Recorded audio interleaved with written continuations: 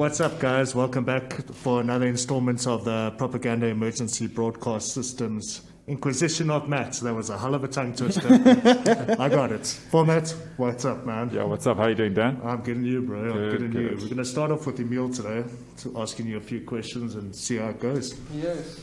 Hit it. Okay. Which artists would you say inspire you to get into production? Inspired me to get into production. Or DJing production in general? I think production-wise, would definitely have to say Logistics. I think he's one of the most amazing and broadest liquid producers I know. And it sounds really, really dense. There's quite a lot of layering in there, a lot of musicality, but they're always super sound. His albums are timeless for me. So yeah, Logistics would be the reason why I got into a certain style of production. And then in terms of, I don't know, it's too many artists to mention in terms of DJing. Yes. But of course, Logistics, it's not like, I wouldn't say Liqueur, it's just like drum and bass. So you want to hear, it can't be he's the epitome of that. Down by a sub-genre, he's like he doesn't like Logistics. Epitome of that hospital sound. Yes. Yeah, for sure. 100%. Old school hospital sound. Yeah. Yes. Definitely. For sure. So, some of the new people in the scene might not know, you were formerly known as Add Enough. With a question mark. This is a two-parter. How long have you been DJing, first of all? And then the second part I'll ask you just now. I feel like I have to keep reminding myself and figuring this out, but I started DJing in 2005, July of 2005. I did a 10-week DJ course through Technics DJ Mix Club. So with Reggie. With old Reggie. Nice one, man. Taught by Mika Saliers. I learned how to play on vinyl.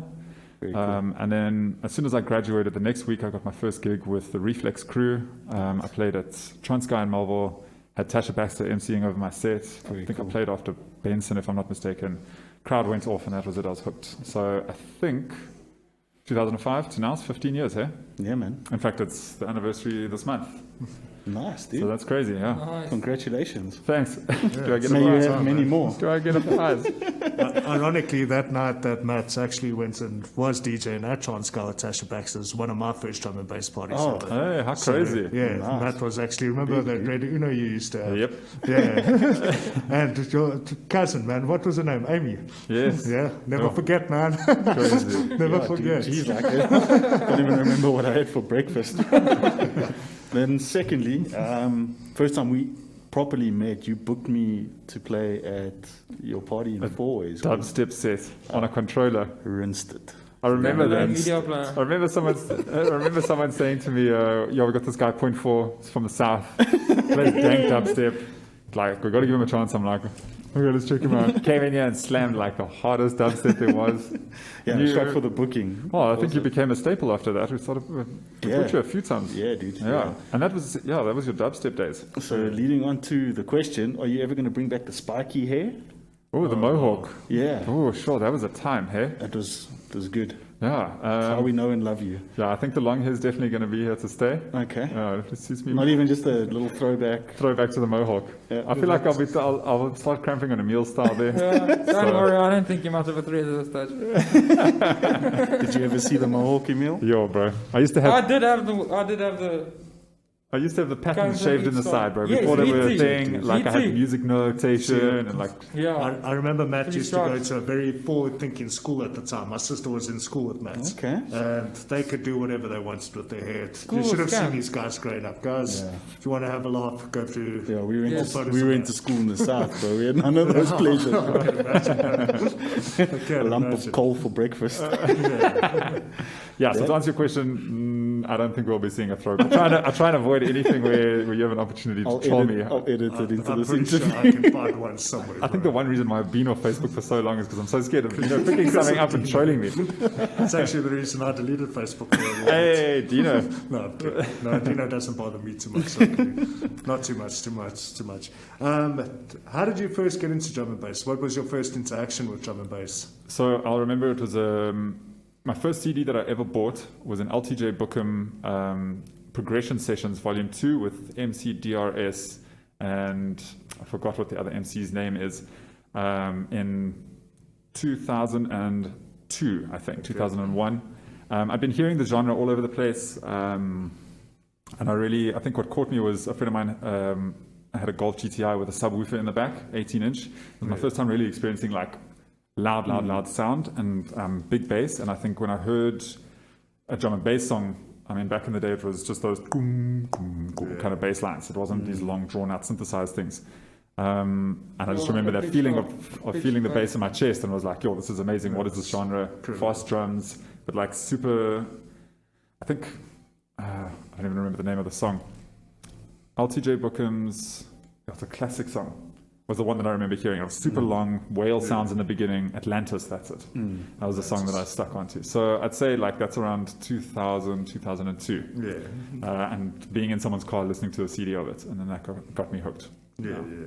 Nice. For sure. 100%. That was around the time, you know, Dino often uses Melly Mel these days to MC for him. I don't know if any of you know this. Matt and Melly Mel go way back, and I mean, Melly Mel's been MCing for Matt for years, right? We used to work with Lebo as well. Yeah, Lebo from Voodoo Child. I was going to call him Voodoo Child. Voodoo Child fame, yeah.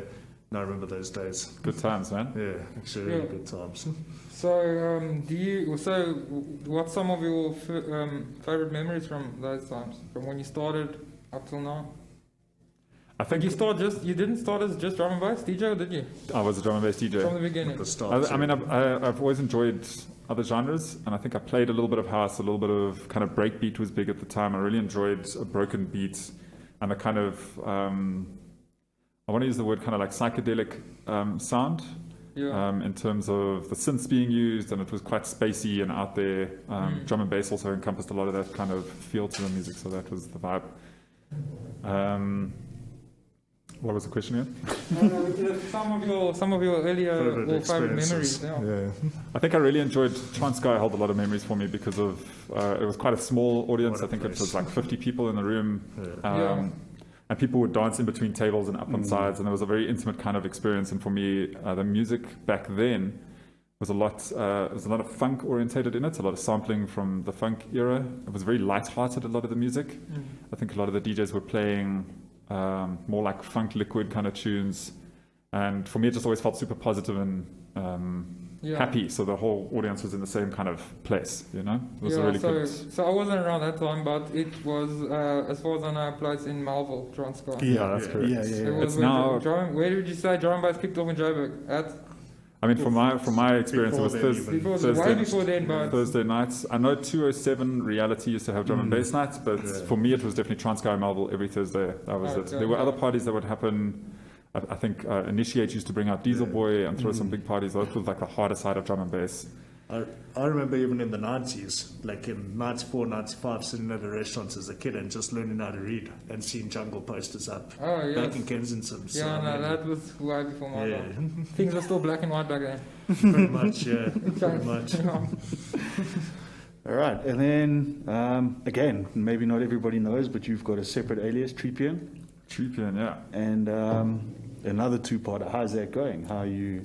I think Treepian was born out of the fact that I enjoy a broad spectrum of music. Music really is quite an integral part of my life, and I think for a long time, the 4/4 genre to me seemed quite stagnant in what I was hearing. And then the reason I like drum and bass is because it's quite a forward-pushing sound. So it's quite, like Emil had said in his interview, it was quite layered. There's quite a lot going on. Yeah. But then I started to notice that kind of sound happening in I wouldn't say house, because it's a broad spectrum, deep house, techno kind of sound. And I think like DJ Cozy hooked me with one of his tracks, and then there was just a whole bunch of stuff coming out, a bunch of artists, and it was an opportunity to express a slower mixing style. Cool. Go back to my roots of using a lot more of effects and cutting and trying to build a third track out of 2 or 3 songs. Cool.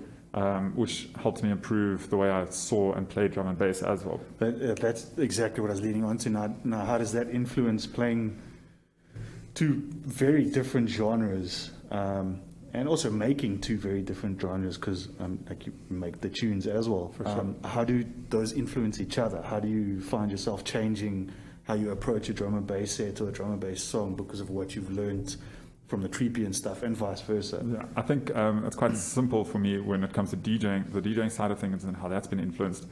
When I DJ with house, there's so much time between each track. 9 minutes, I'm told. Jesus, 12, 15 minutes on tracks. So for me, that was always, I don't like to sit still or let the track play out. So I'll use another song or another bunch of songs to cut, fade, and then explore the effects units on mixes. Cool. So I've now been able to, although drum and bass is a lot faster, I've now become a lot more accustomed to using effects. And implementing them in a drum And bass set. set. So I've become quicker with it, which is great. And vice versa, when I play a house set, I now know how to bring more energy into a house set by doing doubles and dropping double tunes or bringing in other tracks, so just to give a bit more energy, which I drew from drum and bass. When it comes to production, I think my drum and bass production has always been very drawn out. It's quite, I lead the listener into an emotional space and then try and take them through a journey, which doesn't necessarily convert to a dance floor. So when I produce house music, I'm able to kind of express more of that without feeling any boxed in, like I have to be a certain way. Yeah. So when I produce for Treepin, it can be anything from ambient to... Just freedom. Yeah, exactly. Whereas when I now focus on drum and bass, I can be a little bit more, it helps me to be a little bit more focused on like, So okay, cool. it's sort of worked the other way in production where you've now created a divide as opposed to incorporating Trying what to you've make it learned all- from something else. Yeah. That's cool, man. That's Yeah. very cool. I find drum and bass quite difficult to produce though, because I think I have, for so many years of playing it, I've got such an expectation of what it should sound like, and I know what has to go in to make that happen, and it's quite tricky. It's difficult. I find a lot of people, myself included, either overthink something or don't think enough about certain elements of the tune. They'll put too much time into the creative thing and not enough time into the technical, or some people put too much time into the technical, not enough in the creative, and that's what will make the great producers great, I Right. think, is just finding that balance. I'll never forget the conversation we had where you're like, dude, why do you think so much about that thing? Just if it sounds good, it works. Exactly. And I'm like, well, you gotta overpress this, blah, blah, blah, blah, blah. And you're just like, dude, just do it. Yeah, no, straight up. Right. Okay, with being in the music industry for so long, in the sense of you're producing, you're DJing, and also working in the music industry as managers of places like Living Room, Carfax, do you have any advice for upcoming people who want to do more or less the same kind of work as you? Sure. Tricky one, that, eh? Because I mean, I don't have any work at the moment. Thanks, COVID. Sorry. I think that's a crazy one. I think we live in a very exciting time, especially with the creation of the internet and it becoming such a popular and accessible tool. That means information is a lot more readily available. So I think if you're choosing to get into it, music production is way more accessible from a younger age. Yeah. The software is, you can torrent it, work on it for years, and then only buy it when you need to, if you need to. Not that we Not, advocate such. yeah, no, don't torrent it, buy it. There's free versions you can There you use. go.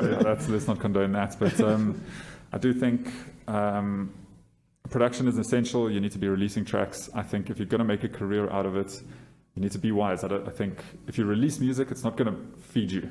I think you're going to get like a couple thousand rands off a couple of tracks if you release them. If you're lucky.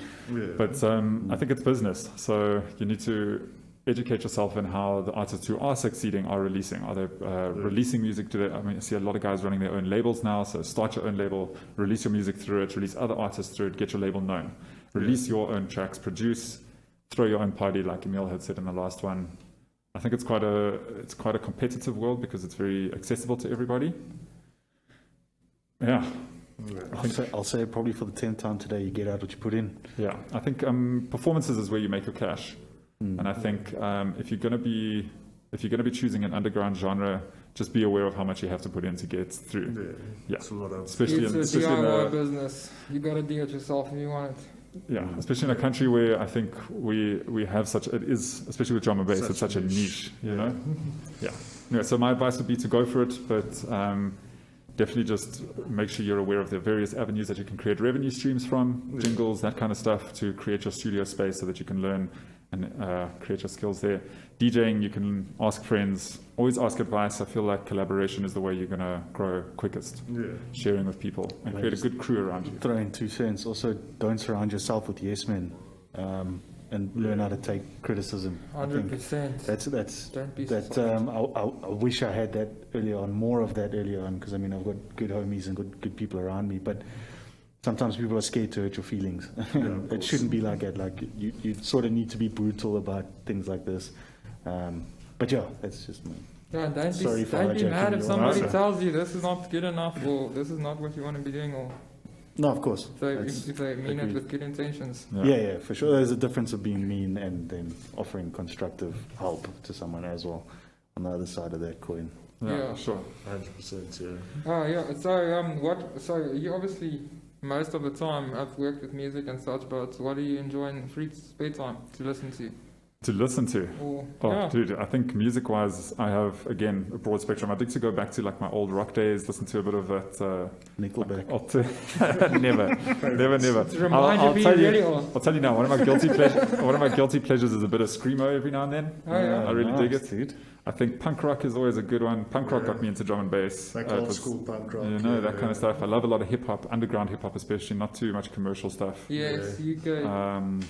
And then electronic music, I listen to a lot of varying producers, you know, from Nicholas Jar to Cozy to, I'm always trying to find new stuff. Fly Lotus is insane. Sometimes I wonder how did you decide on that sound? It's completely obscure. Right, they I'm are. the same with Bonobo. I like listening to Bonobo. What? So yeah, I think I listen to a lot of different stuff. Drum and bass, I find I wouldn't say very hard to listen to, but I go through phases where I'll wake up, listen to drum and bass when I wake up. I'll listen to drum and bass when I'm in the car. I'll listen to drum and bass when I'm like chilling doing work. It's kind of like a non-stop thing if I can help it. Yeah, I think I don't like to listen too much to the music that I play because I save it for those spaces, so that's always new and fresh for me. So yeah. Don't want to be playing. And like if you listen to the tunes 10 times, the Kills it for novelty you. has worn off. Yeah, Even though maybe the crowd will have ever heard it. Except You for, already, except for Mr. Happy. yes, novelty is unbelievable. So I mean, Steven's aside from music, DJing, and that kind of thing, I really dig rock climbing, driving. I love driving my car, going outdoors, doing a lot of outdoor stuff. I dig nature. Yeah.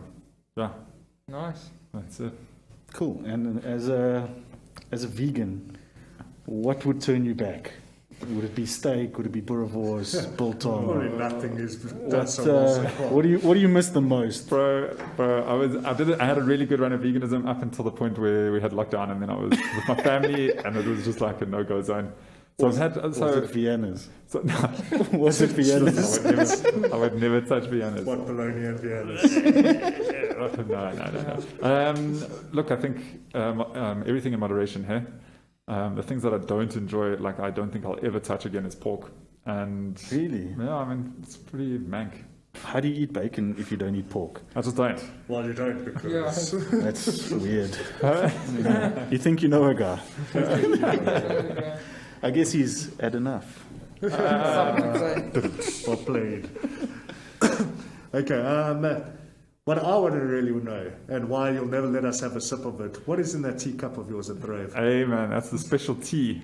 It's my specialty, bro. Oh, yeah? Format kombucha. Format kombucha at the rave. I'm not even going to lie to you, straight up. All it is Straight up. fresh pack rooibos with ginseng. I've smelled chamomile. That's my favorite tea. I've smelled I chamomile. don't hit the chamomile until I get home. If I drink it at the rave, dude, I start sleeping. But ginseng keeps me going, dude. And sleeping. Also, I'm not even joking. I know it seems like a wackest thing to have on a dance floor, but a cup of warm tea, dude. Yeah. Going in there. That's your thing now. Emil's Good got stuff. his mullet. I've I got got- skill. You've got the tea. But everyone, if it's you got the skill. if it's winter, you always want a nice. I wouldn't mind a hot beverage in the We were rave. talking about it the other day, and they Yeah. apparently serve coffees at And.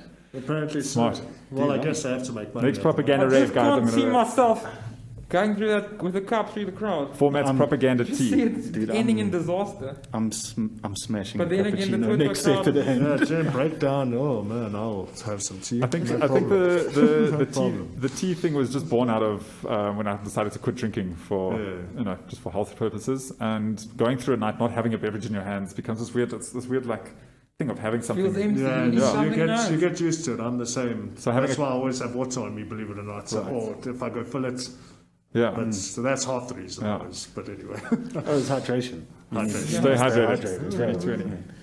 All right. Yeah. exactly that. How do you feel about the drum and bass scene as a whole currently, and where do you see it going? I mean, right now nowhere because we're all. Yeah. I mean, Shut up. no, I think we are all locally, but back internationally, things are getting back. Yeah, I think back in I'm- it, man. Fortunately. I'm curious to see, like Dino said in his interview, all genres have their ebb and flow, so they all peak and then trough. Drum and bass has had a knack of sticking around for a very long time, like it's kind of rooted like hip hop, like hip hop is, right? Yeah.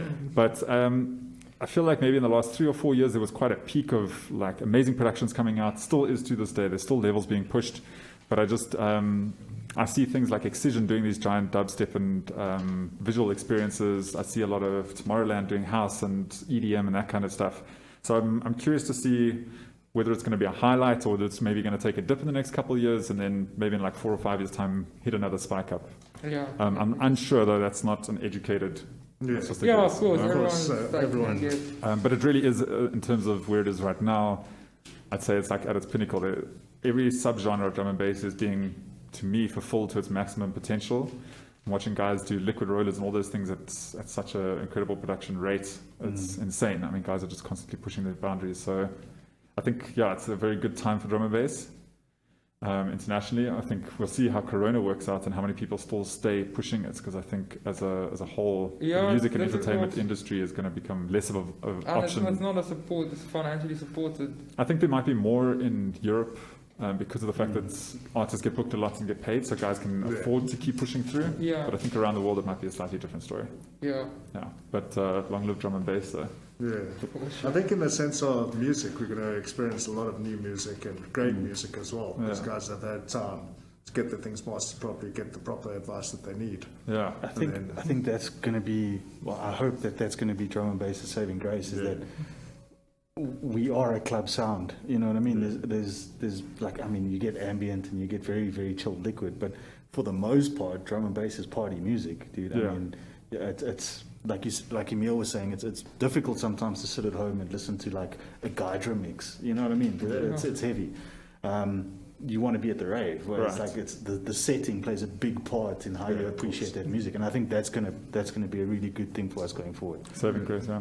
Yeah, cool. Then a question from Nicole from the street team, from the Spec Ops crew. Spec Ops. What would you, I mean, in terms of DJs, what would you give advice to? What, like one piece that you could tell somebody starting out now, just one thing to make their lives slightly easier?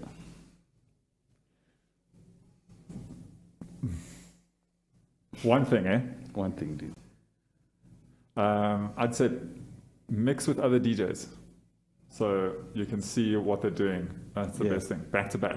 Best way to learn. Back to back. Visual, Straight up. Visual learning, yeah. All the other stuff you can do on YouTube, you can watch tutorials, you can practice at home, you know, practice makes perfect. But if you play with another artist, you'll always pick up little tips and tricks from them, and it'll help your creativity spiral and Sure.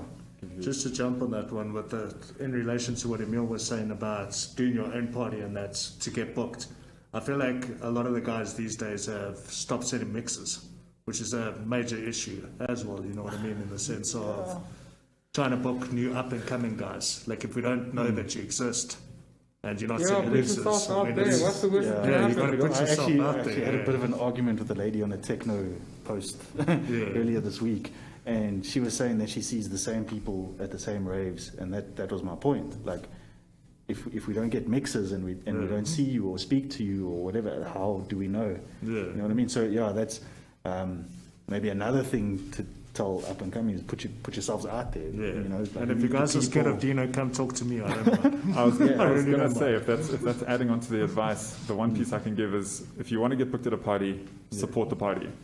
Show up, you're not going to get Make booked sure if you- you just send your mix and we've never seen you. make sure you get to know the Yes, people, get to know the people who run the party, get to know the people operating, get them to know you. Once you're front of mind, I mean, as an artist booker for Living Room, it's been extremely difficult to always remember every single person. If you're fresh in my memory, then I'm able to at least... Of course, yeah. Because there are a lot of young guys out there who are making music at the moment. But Many. they find few between not finding them. Because it's not difficult with us because, Yeah. like we were saying just now, drum and bass in South Africa is very niche, and everybody knows everybody. it's quite a tight-knit community. Yeah, in yeah, that for sense, sure. yeah. No, agreed. Don't be scared to say hello. Yeah, of course. Yeah. Just don't bump Matt's tea. Yeah. I'll set Dino on you. Some old Jason Q, you know, he wants to be basically little formats. So Little key. Formatling. So wait, the question is, what makes me so wholesome? yeah, How what do you makes how do you so wholesome? remain so? How do you remain so wholesome? Oh, sure. Better way to Jeez, phrase how do we it. do this without getting so like meta? I think it's We've already gone there. It's too late now. I think it's really simple. It's just that all of us are exactly the same. I've never walked in anybody else's shoes, so I can't judge anybody. And any opportunity to be jealous, angry, or any of those things are my reactions. So it's just to understand that if somebody has something going on, I don't know what it is, so that might cause them to react a certain way. So I can't. Yeah, of course. Yeah. I shouldn't be able to judge that. Yeah. So it's always just, I guess, treat people with love and respect. You know. I think we can put violins in post.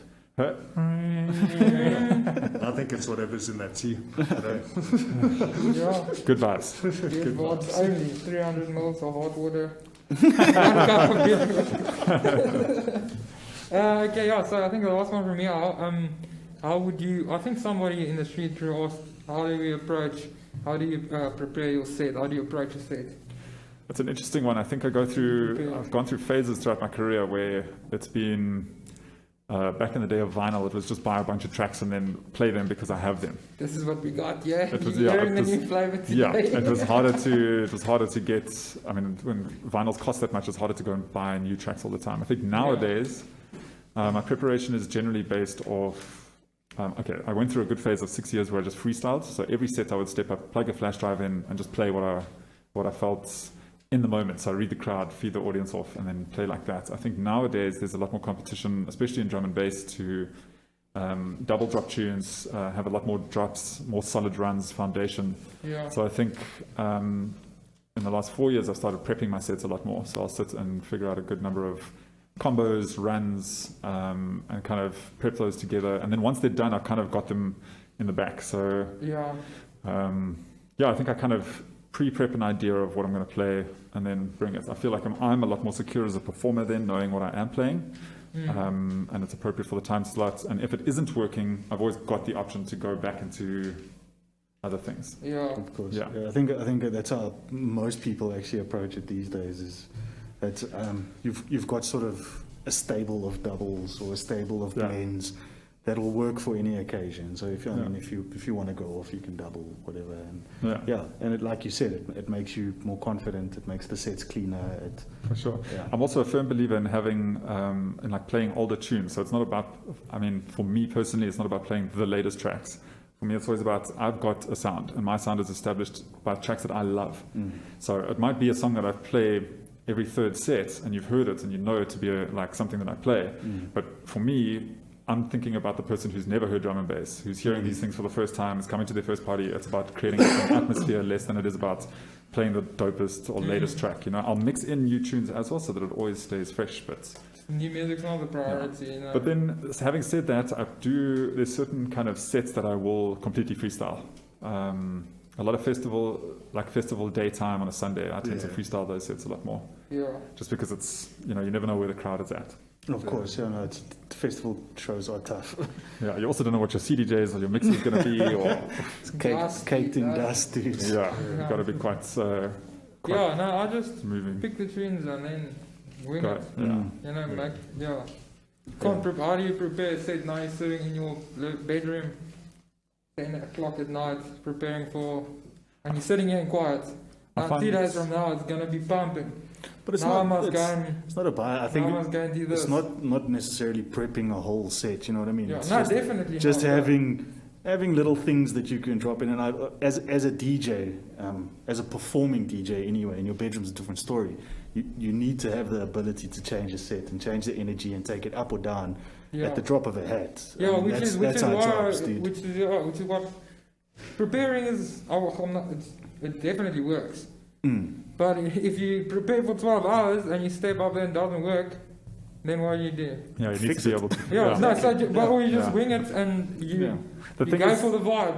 I feel That's how I like like to feel the vibe, rather. I feel like with the experience of knowing what kind of time slots I like to hear personally at a gig, I'll start on like a Monday and start bucketing a bunch of tunes that I feel would be appropriate for the time for in the sure. lineup What you would slot. want to hear that time, yeah. And then I go through and fix them into how they would all roll out. And the more I've done that, the better I've gotten. But that being said, like it can be difficult if I'm not in a good place, if I'm having like a hard time or something's happened to me, and then I have to think of this, like I'm low energy tired, and now I have to think of this rave on Saturday that's going to be super high energy.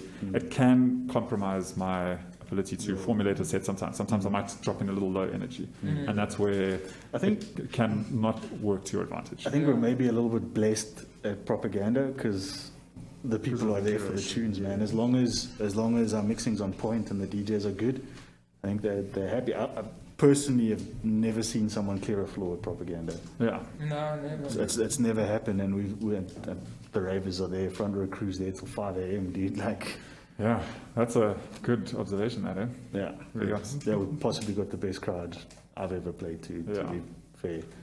While we're on that note, what is your favorite gig you've ever played over the years? If you have one, obviously. I mean, Favorite gig I've ever played would have to be Twilight with Break. Just for me personally, that was one of my favorite sets. I played a lot of classics. My aim was it was a sunset slot, and I just wanted to play all my favorite tracks from the history of drum and bass, and I went digging back for years. And it just, I don't even know if the entire set was that good, but for me, good, yeah. my energy was just, I remember it. I was having so much fun. I remember Break walking on stage and being like, yo, you look like you had a lot of fun. I was sweating, and I just, it was really like an ode to my career, I think. at Yeah, that that's point. why you started the DJ, isn't it? Be on the same lineup as Break. Right. And go and do it like, Right. yo. Yeah, Yeah. that was probably my best set ever. But anytime I step up to propaganda, it's always always a good time. a good time. Yeah. Yeah, of All course. right, well, Matt, over to your set. I think you smashed it. Oh, wait, big ups. Classic format sound. And Throwing some golden oldies there. you know, over Get to your cup Matt, of tea ready.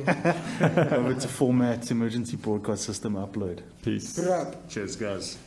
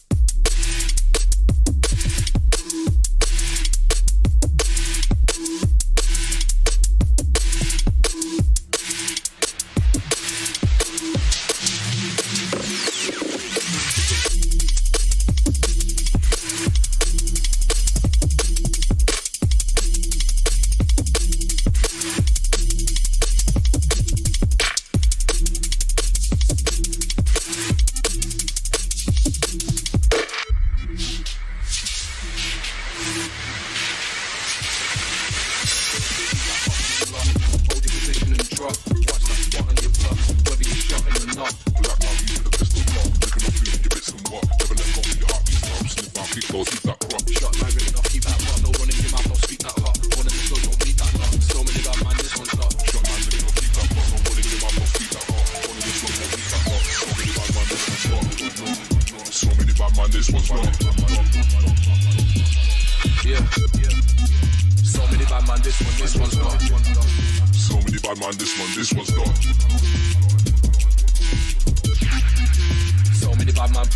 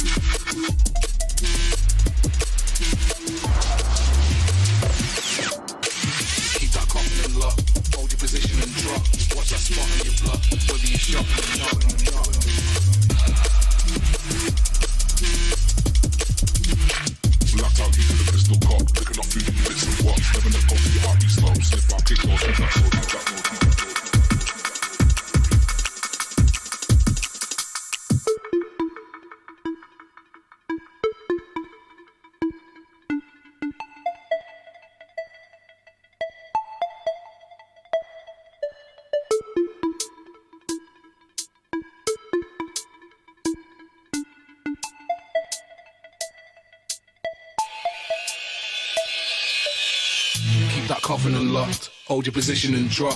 Watch that spot on your block, whether you're shot in or not. Blacked out you to the pistol cock, licking off food in your bits and what. Never let go till your heartbeat stop. Sniff out, kick those, keep that crop. Shot line ringing off, keep that block. No run in your mouth, don't speak that hot. One in the slums, don't meet that lot. So many bad man, this one's not. Shot line ringing off, keep that block. No run in your mouth, don't speak that hot. One in the slums, don't meet that lot. So many bad man, this one's not. So many bad man, this one's not. Yeah. So many bad man, this one's not. So many bad man, many bad man.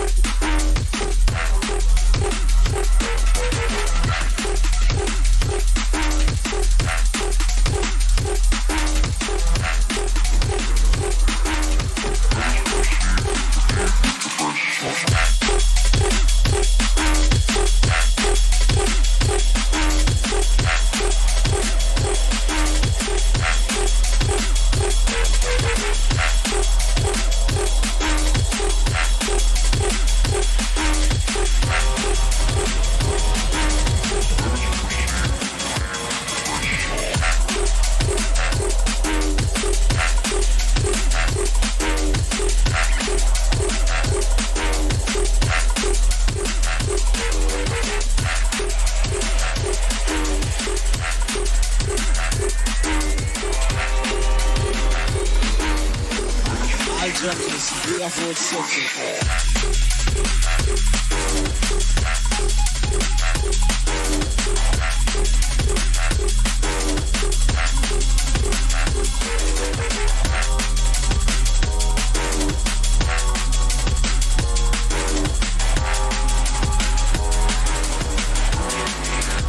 Norwood City.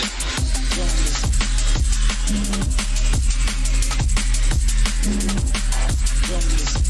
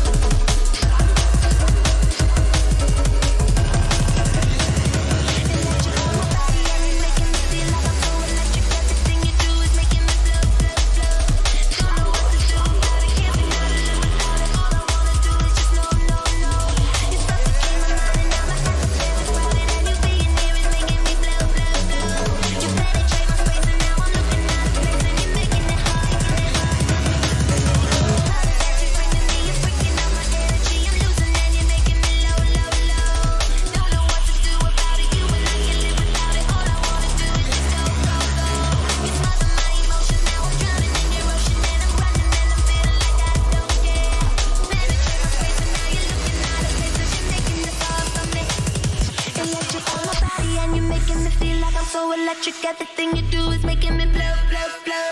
Don't know what to do about it, can't seem now to live without it. All I wanna do is just no, no, no. You suffocate my mind and now my atmosphere is crowded, and you being here is making me blow, blow, blow. You penetrate my space and now I'm looking out of place, and you're making it hard for me.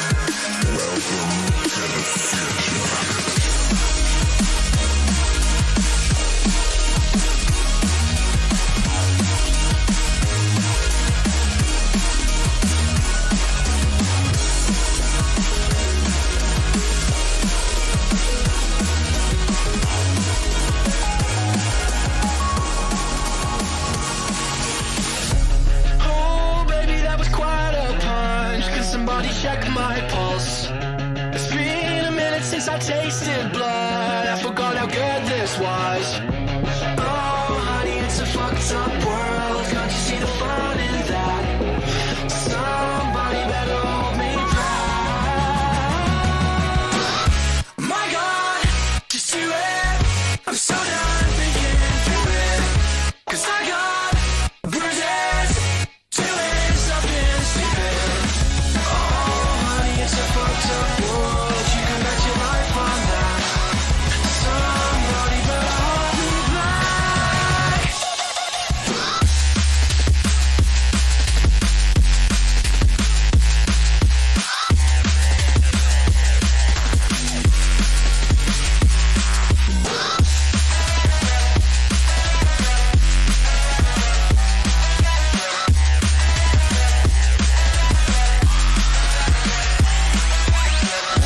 My God, just do it.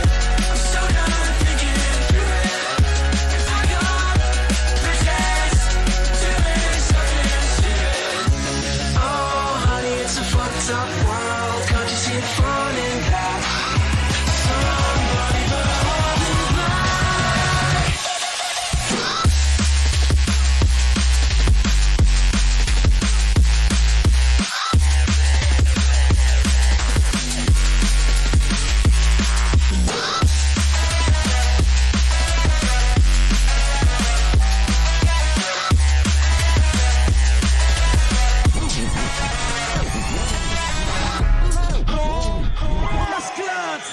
Massive, I already been played. Now play blood clot tune. Run that, run that, run that, run that, run that, run that, run that, run that, run that, run that.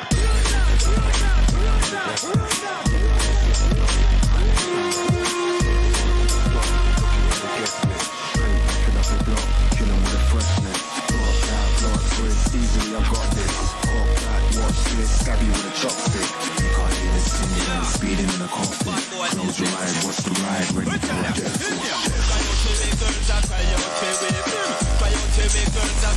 From the very first day when you meet me, remember me, they tell you it's not go easy. I'll be run the whole show completely. Now listen to the words, let me tell you clearly. Now from a juvenile in our infancy, and we are start going in our community. We are the girls and daddy. We are the girls and daddy. And anyway, we the girls cry out for we. I know my part is the girls love with the car. We are the girls and daddy. We are the girls and daddy. And it no matter even if we there in Italy. And it no matter if we there in London City. Girl, I never leave you lonely. You know we run the premises.